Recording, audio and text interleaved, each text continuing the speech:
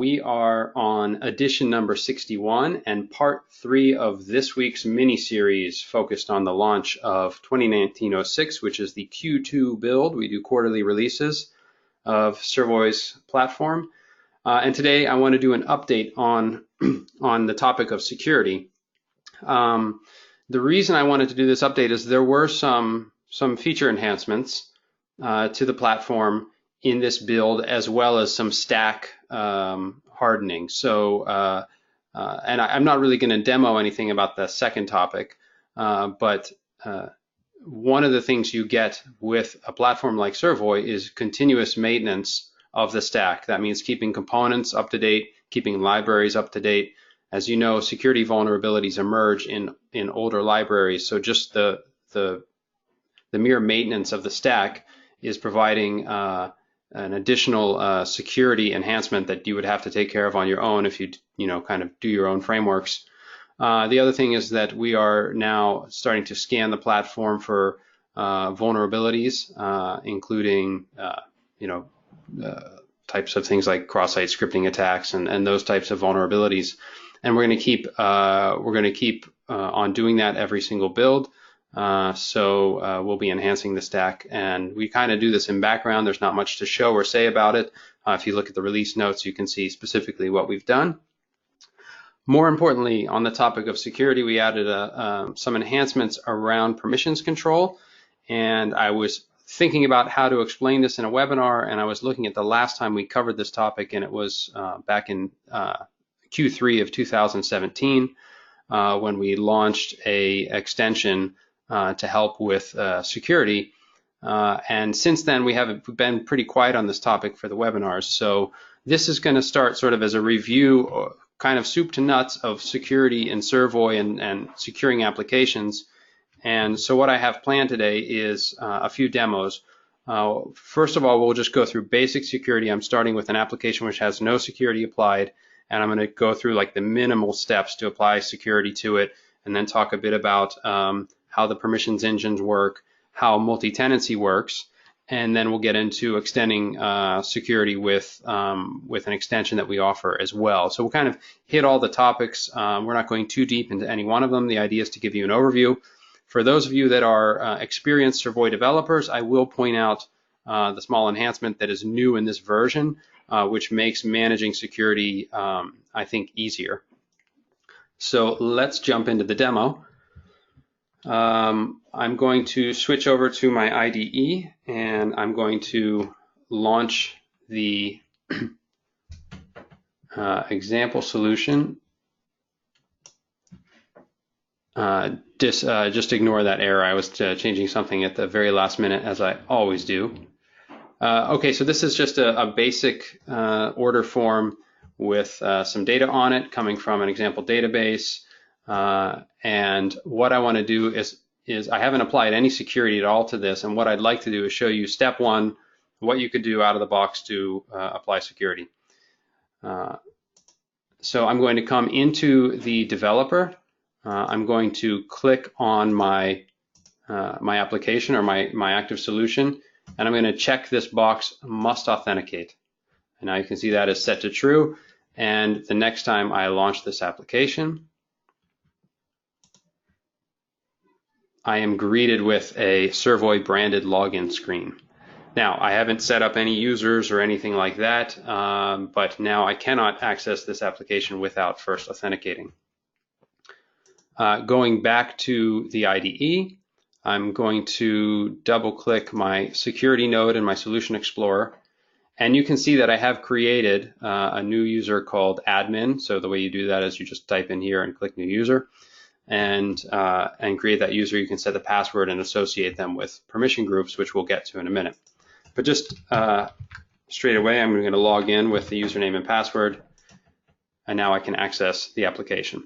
So at a bare minimum, if you want to create security on your application, you would check that box and add a user, or add your users through the developer. You can also do it through the application server manager, and your application will be secured, and your users will be forced to authenticate.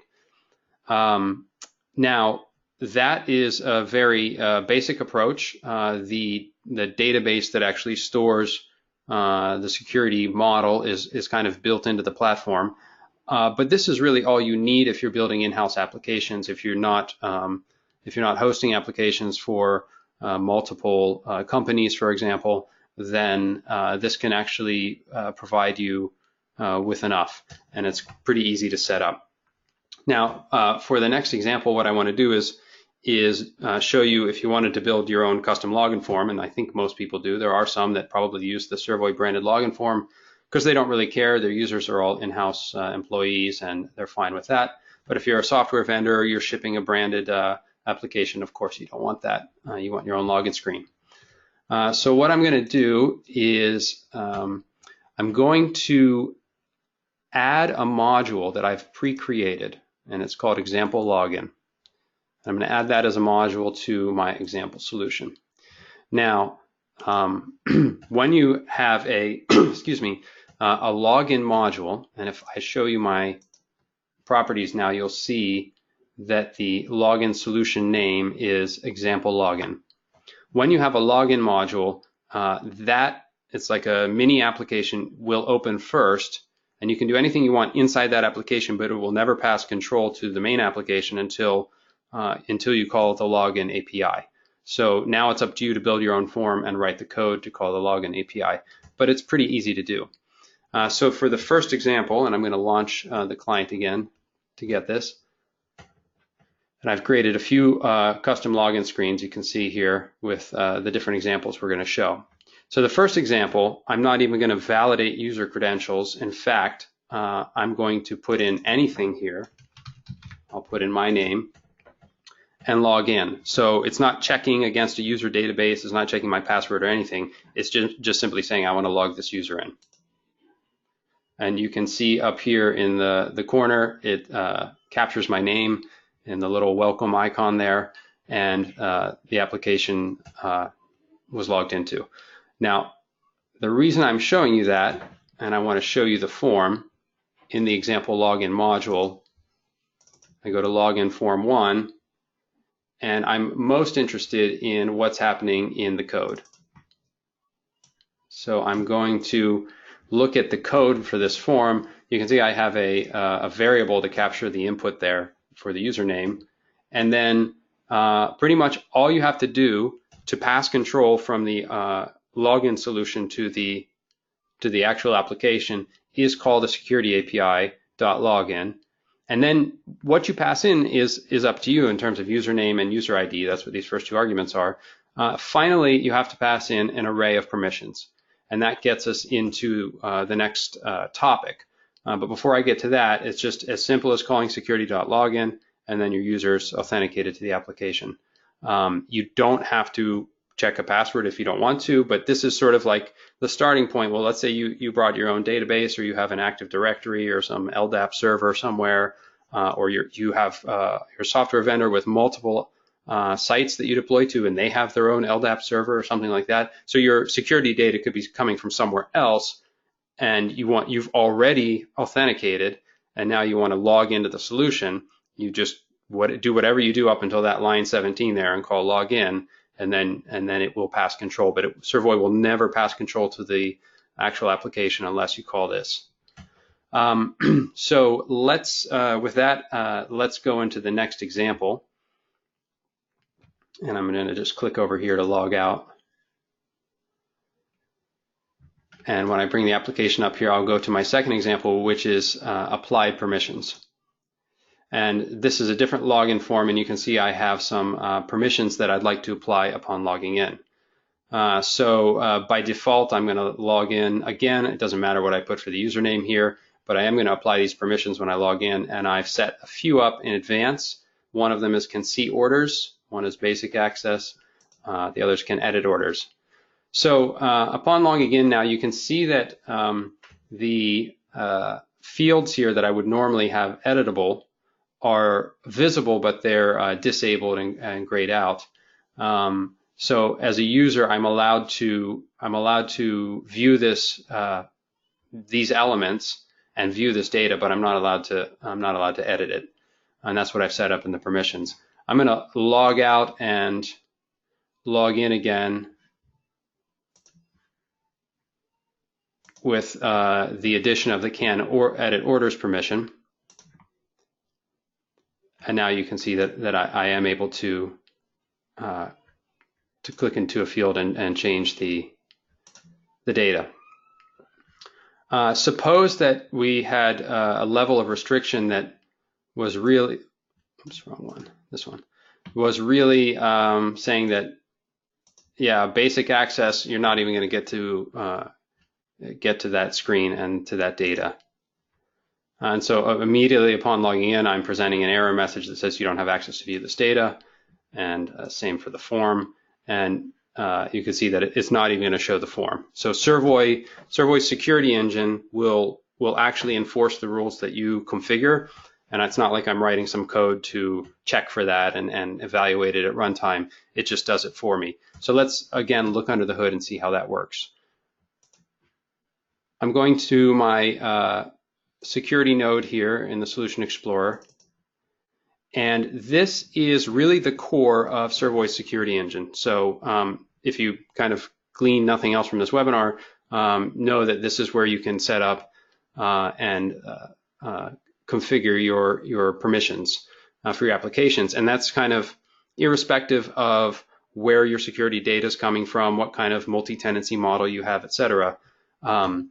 If you want to enforce application permissions, you can set that up here. You don't have to necessarily have users that are coming from the built-in Servoy security. They could come from an external source. So we have these things called groups, or you could think of them as permission groups. And if you want to make a group, you just kind of type in the name of the group here and click New Group. I set these up this morning. And elsewhere in my application, I will reference these groups to say what permissions apply to which elements. So I'm going to go to my orders form. I'm going to double click it here in the Solution Explorer. And this will bring up the form in the form editor. But today what I'm mostly interested in is this tab down here, Security. When I click that tab, what it shows me is the list of the permissions groups on the side, and then over on this side it shows me a list of the elements, and actually the first element is the form itself. Now this is where I would like to point out what was updated in 2019-06. What we found out is that some folks, a good many folks that are using Servoy's permissions engine found it cumbersome to administer this because by default, the permissions engine, or really the setup, was it's geared to default to a more permissive model. So for example, if you create a new form and you add it to your application, then by default, there's no security on that form. You'd have to go in and kind of revoke stuff. You'd have to take a group and say, okay, well, these groups don't have permissions to that.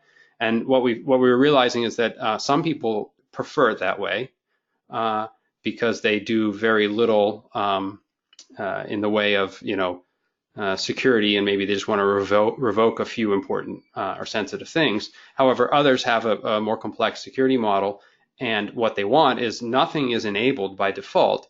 You actually have to go and grant it. And so we created this mode called explicit mode. And you can see there's a checkbox up here in the editor for the form, and I have enabled that. And what that says is that no rights will be given to this entity. In this case, it's the form and the elements therein, unless the permissions object has been granted to it, or it has been granted to the permissions object. So what that means is if I were to go and add an element to this form, then by default, that's not going to show up in my solution until I go and enable it, and I can demo that. But first, I want to go through and just show you how we had the basic access where nothing was turned on, and then we had can see orders where all the elements were visible, and can edit orders where all the elements were viewable and accessible. Accessible means they're enabled. And so you can see that when I logged in with the 2 different permissions, those were enforced automatically. It's not like somewhere in the code I was checking the user's rights and enabling them or disabling them.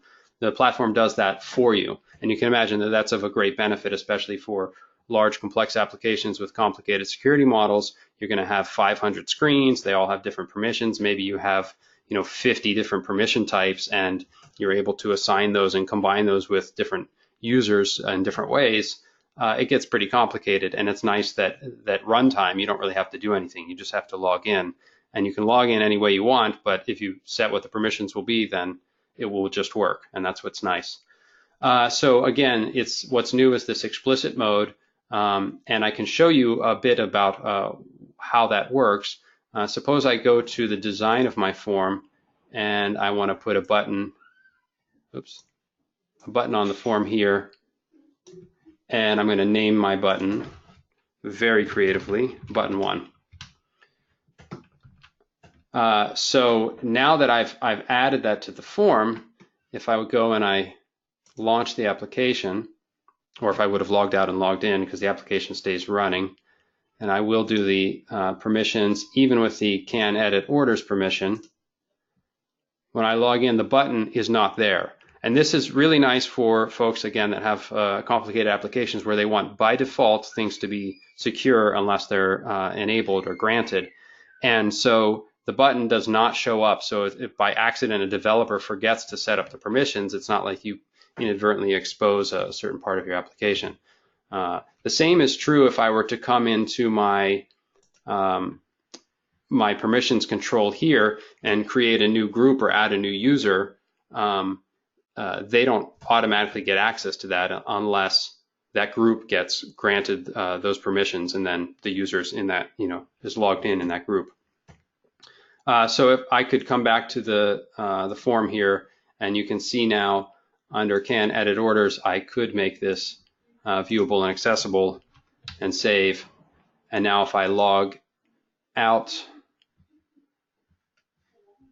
and back in with the can edit permission. Oh, I didn't anchor my button properly with positioning, but you can see there it is hovering right there. So again, that's how we can sort of differentiate the permissions, and the explicit mode is the new feature in 2019-06. It's a small checkbox on the form, but I think it can save a lot of people a lot of work. Something else I want to point out here is the permissions engine is applied to the UI on the forms and the elements in the forms, and also to the data model. So let's have a look at the orders table. And what I'll do is I'll click the data source part of the form. So if I look at the form properties, see it's example data.orders, and if I click this little link button, it will open the table editor for the form. Now this is where I can normally look at the database table. There's lots of metadata and extra functions on that. But if I come over here to security, you can see again, same sort of setup, the list of permissions over on the left, and then what the settings are on the right. And you can see again, I've employed this explicit mode. So that means that by default, any new groups that I've added won't have access to the table at all. They won't even be able to read the data unless it gets granted. And you can see that for basic access, there was no grants. For can C, I have read access. And for can edit, I have full access. You might also notice these 2 tracking checkboxes down here. Servoy provides built-in auditing out of the box with no code required. We did a whole other webinar on that subject, so I don't want to go into that, but it is managed or configured again in permissions, so you can enable auditing for on a permission by permission basis. So you could say that certain user groups don't get audited while others do, and that's also on a table by table basis as well. So maybe you're only interested in auditing certain parts of a system of record, and other parts are not really to be audited. So again, that's easy to set up and configure in the designer. It doesn't matter what your security database looks like. When you log in, this will be enforced, and that's why I got that error message. Now, the The message itself was just I had applied the on-error handler for the whole solution right here, and I just oops, down here, and I had just printed out what the error was. Now that could also happen in background where the data just doesn't show up and nothing is reported to the user, or you can trap that error and do what you want with it. In my case, I trapped it and I just showed it. It's up to you. Okay, let's take a look at one other example. We're going to move on to the topic of multi-tenancy. So I'm going to log out. Actually, I want to log in real quick and just point something out. You'll notice that I put a column over here on the left-hand side of my list of orders, and this is showing the tenant to whom this record belongs to. So this setup right now, I have a multi-tenant database. So often is the case with multi-tenant architecture that the database itself is also multi-tenant and is segmented by a tenant ID of some kind. And so what I've done here is done that here with the example data. And what I'd like to point out when I log back in is a way to enforce a multi-tenant database. So I'm going to go to the multi-tenant filtering login screen. Again, I'm just going to log in with any user that I want. And here I am prompted to pick a tenant. I'm going to pick demo. And now when I log in, you see there's only records here for the customer demo. So let's take a look at how that was done. What I'd like to do is bring up the login form, which is in the login module for, I think it is 3. And if we look at the code for that, there's very little code. I added one form variable to capture the input. It defaults to the tenant named Servoy, and there was a value list applied to that so that I could choose. But really the only code to know about here is the set tenant value, and you pass in the value of the tenant. And then after that, you don't have to write any more code. So it's one line of code to apply the tenant filtering. However, there is some configuration that you'll want to do to set it up. Let's take a look again at the orders table, this time at the actual columns. You can see that I've added this column called tenant ID. And if I look at the details for this, there is a flag on it that sort of indicates that this is a tenant column. This is an identifier of the tenant. Now you could have more than one column on a table, and then it would just be the combination here, but I've just done one, and it's like a tenant ID. The most common setup we see is that the tables that will not be shared between tenants typically have a field of a type, like a tenant ID, and that the whole database gets filtered on that. In this case, I only did one table, but this could be applied to many tables, and only those tables which have that flag will be filtered when I call that set tenant at the very start of after logging in. There's another way that you can do that. I haven't done this in a while, but I believe if you go to the server itself, there it is, and you right-click Flag Tenant Columns, and it'll pop up a dialog. And this is really useful because a lot of applications are set up where the name of the column that is the tenant indicator is the same on every table. And so if you just type that in here, it'll go through and find all the columns that have a column name with that name, and it'll set the flag for you. So you can do like a one-click to configure your whole database. And then it will just work after that if you call that set tenant value. The other thing worth pointing out is that in Servoy, you get data broadcasting for free in your applications. You don't have to write any code. And what that means is that you may have many hundreds of clients that are logged in at the same time, and they're all modifying data. And we always push broadcast real time between clients so that they're always looking at an accurate view of what's in the database. But we understand that if the application is really filtered and the database is really filtered on tenant, that it doesn't make any sense to push that because they should never be looking at the same data anyway. And it also, therefore, it would be a waste of performance to do that. So when you call that set tenant, it will also filter the broadcasting so that you only broadcast within your own tenant. And that's a nice performance feature as well that we added in Servoy 8.2. Again, when I'm calling set tenant and I'm logging in this case, I was just kind of arbitrarily saying what the tenant is. The actual security database could be totally external. It could be coming from anywhere. So finally, what I'd like to do is show you how this could work with an extension that we've offered since Servoy 8.2 in 2017. And what we found is that a lot of, particularly software vendors, have similar requirements in their security model, meaning they have a database of tenants, of users that belong to those tenants, and they have fairly common set of requirements for how they apply permissions to applications. And so what we did is we created a module that brought with it like a standardized security database plus a complete API to allow you to manage your security and multi-tenancy data in a single consistent way, so you don't have to create and design that yourself, and it has all of the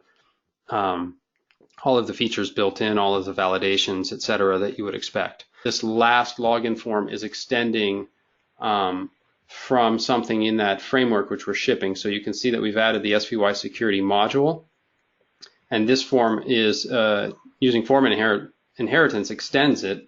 So when we look at this in Designer, all of this stuff is bound to objects in that framework, including the login code itself. The only thing I did is write what happens on error so that it can show an error dialog when it logs in. But essentially, it's now using a database and an API.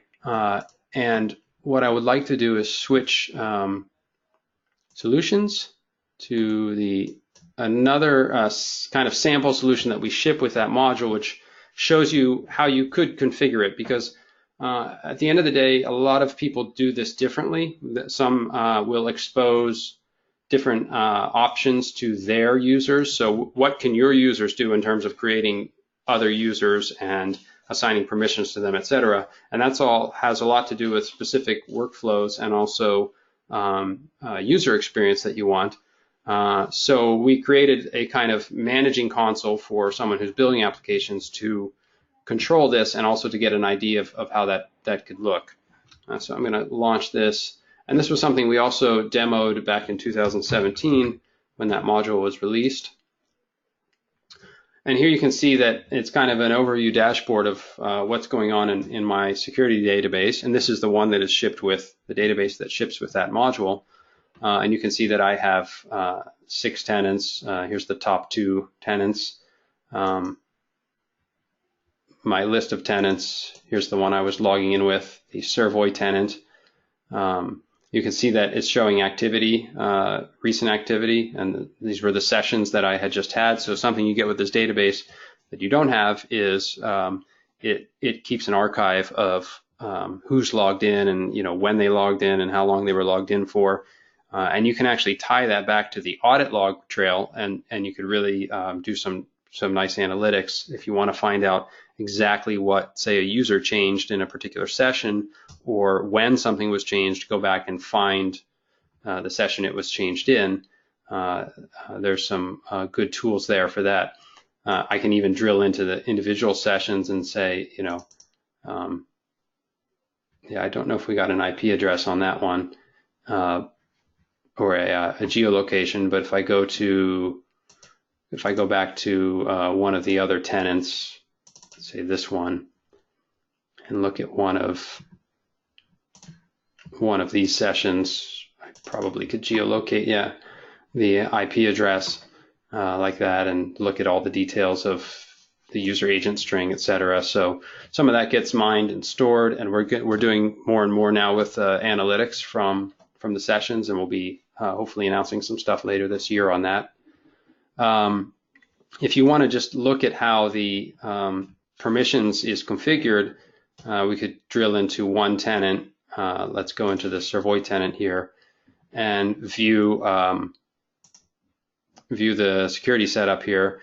So we have, in this case, one role admin, and we put one permission granted to that role. What we could do is grant another permission and find, say, that can edit orders, which gets exposed automatically from what you did in the IDE. Those application permissions get exposed, and you can associate them together and say, okay, well, if you have the admin role, you get these two permissions, right? Or all three. But we could create a new role and say, I don't know, basic role, and grant a permission just basic access. Okay. And then, of course, you can associate users to that. I only have one user right now, this admin user. But now that user is associated in both of these roles, and she or he will get all of the permissions aggregated together from all the roles that they are in. So that's the most common way we see people setting up permissions. However, if you think about it now, it's like, well, what do I want to expose to my users? This is fine for me, but I'm not going to be the one creating users. They're going to be creating users. So maybe you want to yourself pre-configure the roles for your tenants and what permissions they are, and then you don't expose that. You just let them create users and add users to roles. Or maybe we do see with some like ERP type applications where no, there's a power user that really gets to say, this is how I want to aggregate permissions together and assign them, and this user doesn't get them and everyone else does, and then they might build a screen that looks more like this in some way or another. We're working on a sort of a template reference implementation that has a prescribed UX that you could actually plug into your application. So for those of you that don't want to bother to design your own UX or workflow for this, we're working on something so that you could just take what we offer and plug it in. You could take this console too and administer things for your customers or your tenants as well. If I back up a bit, you can see that I can also create users here. And what I had hoped to show was creating a new user with different permissions and then logging in through that login screen that for some reason has a bug on it. But I think you get the idea. Basically, this is the extension to the security engine that we ship, which this includes a database and a complete API and lots of sort of validation and rules and things that happen non-functional, behind the scenes transaction control. And we're extending this periodically. So as we see more and more requirements, we're adding things to it. One of the things we're working on right now is a navigation sort of metadata module like this that you can link navigation to security, so you can sort of set up like menus and things that are linked to security and permissions. So look for that in the next quarterly release. We're hoping to have something ready for that. I'm going to just do a quick overview of what we saw. So the approaches that we saw were the very sort of lowest hurdle to secure an application was to click the must authenticate button and to create a user in the IDE, and then you can log in. So that's using the completely built-in approach. A lot of people use this. It's not that it's less robust than other ways of doing it. It's just that if you're just configuring an in-house application, then and all of your security data can live inside Servoy itself, then it's perfect because it's really easy to administer and it takes really no code at all. The next approach we saw was sort of the custom approach where you could bring your own security database, but still reuse your permission control and reuse the permissions engine of Servoy, but you yourself are probably going to store your users, authenticate your users, on your own terms, and then from there launch into the application with permissions. We saw an approach for using multi-tenancy with a single database. I didn't show this, but we have also the capability to do multi-database. So we typically see one or the other in a hosted application, a hosted multi-tenant application, where either you share a database or you don't. But in the case that you don't, then you have database clones of sort of a reference data model. And in Servoy, there's one line of code to do that. And I wanted to show it to you. Database Manager Switch Server. If you don't know this one, you basically give it the reference name. So in our case, it would be, say, example data. And I was going to show this, but I thought, why would I do that? Because you won't even be able to tell the difference. And then if you create another clone of that database, then it will just switch. You don't have to do anything else. Everything you designed against one database will forward to the other connection or connection pool.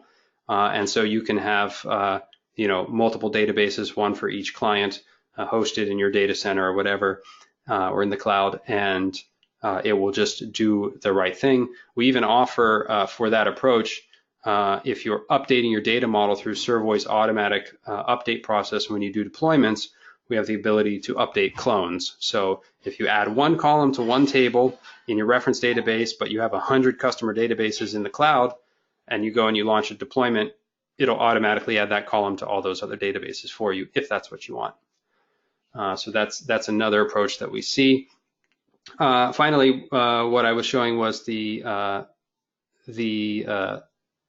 SVY Security module, which is for folks who kind of want the most standard approach for security database and permissions control, and they don't want to have to build it themselves.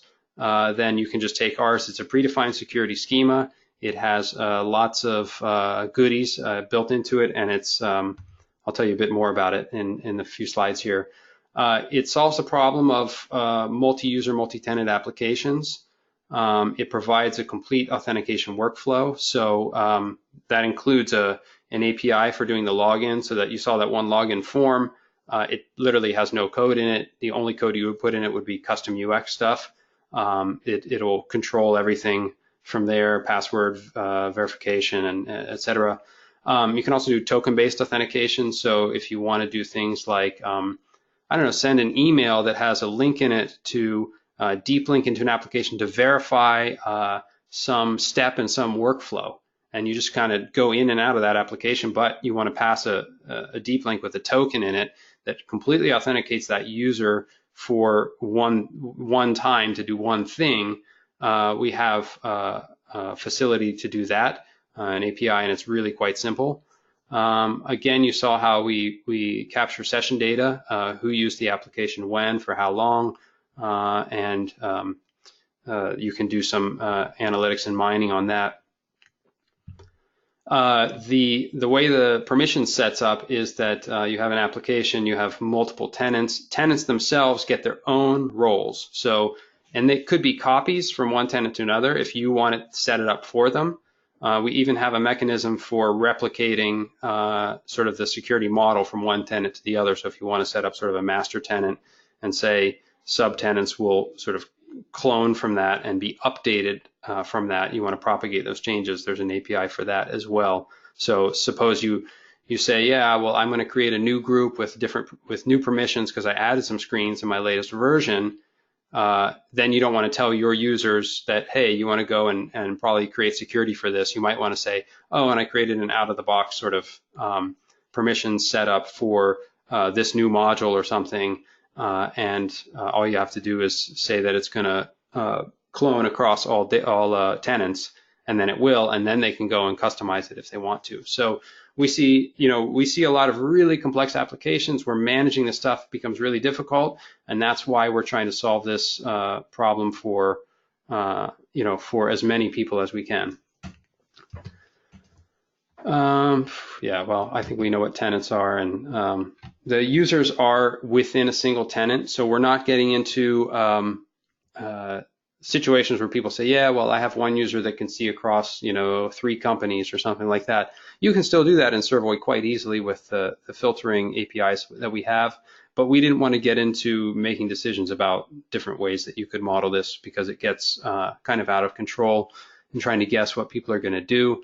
Bottom line is that there will be tenant silos, and within those silos, you could still do different filter schemas if you want to.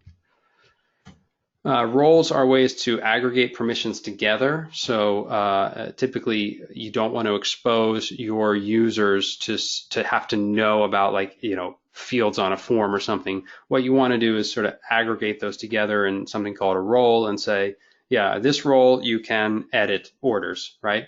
And then can edit orders might have, a bunch of stuff in it about the UI and about the database, et cetera. But you want to just sort of put that in one place and expose it to them. Again, the permissions are enforced across the user interface and across the database. So you have CRUD control and tracking plus UI stuff. You can also add a runtime query whether or not they have access to elements or to the database in a certain capacity. And finally, we track and archive all the authenticated sessions. You can combine this with the audit logging, which you can do on a table-by-table basis to really create a powerful traceability. And there's a complete API and a wiki on the project page. I'm going to show you the project page, and I'll put the link up for it as well. But there's good examples and documentation there. If you go to Svy Security /wiki. Oh, I was close. I need to get rid of this stuff. My browser history. There we go. This is where you can get started. You can look at the API documentation. And there's a complete, object-oriented documentation there for the whole API. So a lot of people are using this, and it's well supported.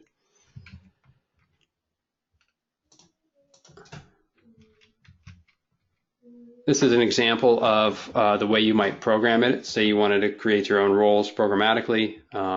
It's got a nice JavaScript sort of chaining style as well. So you can chain calls together, but it's really quite intuitive. Oh, I'm going backwards. Sorry. I think that's it. That's all we want to show. I encourage you guys to, we'll post the example solutions here. I'll fix that one login form as well, but there's already a sample solution for the Svy Security on the project page. I'll leave up the links here for you guys to stare at while we take some more questions. All right. Yeah, the first question is answered. Juan Carlos is asking about where to get the example solutions and modules. So Svy Security is just part of the standard modules, not where you can just get it in the package manager. Am I right? Yeah, let me show you that, because there's two things you could do. One, if you're creating a new solution, you can see that security is something you can just check, and it will download and import that module for you. The other thing you can do is launch the web application manager here, download, install with Servoy package manager. It will open this up in your IDE. You select Servoy solutions, and Svy Security, the module is there. There's also the console that I was showing you, which is kind of like a reference controller solution. So you can install either of those. It will just import it right into your workspace, and you can start using it. There is an example solution too that's also on the project homepage as well that you can install. Cool. Then there's a question from Luis regarding broadcasting and clients running the same solution but are connected to different database servers. Using switch server, does Servoy broadcast events only to the other clients connected to the same database? If it's different databases, then there would be no broadcasting to like you wouldn't receive the broadcast event even if you're running off a clone or something, because it is already really separate. The example I was talking about is when you have a multi-tenant database where by default it would broadcast every change. So if I were to edit an order on the one example I had, and then I was logged in as another tenant, not even looking at that order, it would still broadcast it into the tenant, and then I wouldn't use the broadcast because there would be nothing to update because that record wasn't cached. But the point is that there's some overhead in getting the broadcast. So we filter it now within the tenant. If you're in a different database, then it won't even try to do it. All right, last question, as we're going pretty much in overtime now. From Abel, what would be the best approach to manage user permissions and record entitlement? For example, some users can only see records related to a particular area. The allowed records can be defined in a query. Right, okay. So that goes back to the other point I was making, where we filter really the database on tenant as the most simple and sort of strict silo. However, we understand that there are other models with how you want to filter data, and Servoy, since the earliest version, has supported being able to filter even an entire database based on some criteria. So if you were to filter a table, say, on what a user has access to, and it's not just like a strict tenant ID, and that was coming from a query, we actually added support for that fairly recently, a couple versions ago. If you go to the database manager node, you'll see some methods here called add table filter param, and those have been in there since the beginning of Servoy. In fact, that's how we started off being able to do multi-tenant databases, because we can filter an entire database, say, on a tenant ID. But what we added support for was a query builder object. So now you could actually pass in the query builder object, and it could be some complex derivation of how you get those, access to those records. And maybe it's an in, clause or something like that. Whatever you could do in SQL, you could do here and put it as the filter. And then you can forget about it, because no matter where you go in your application, that filter will apply. It'll apply to, of course, forms and found sets, but also value lists and relations, and calling queries with the query builder itself, and everywhere, unless you do raw SQL, which is a plugin to go around everything in Servoy, then you will be able to trust that filter.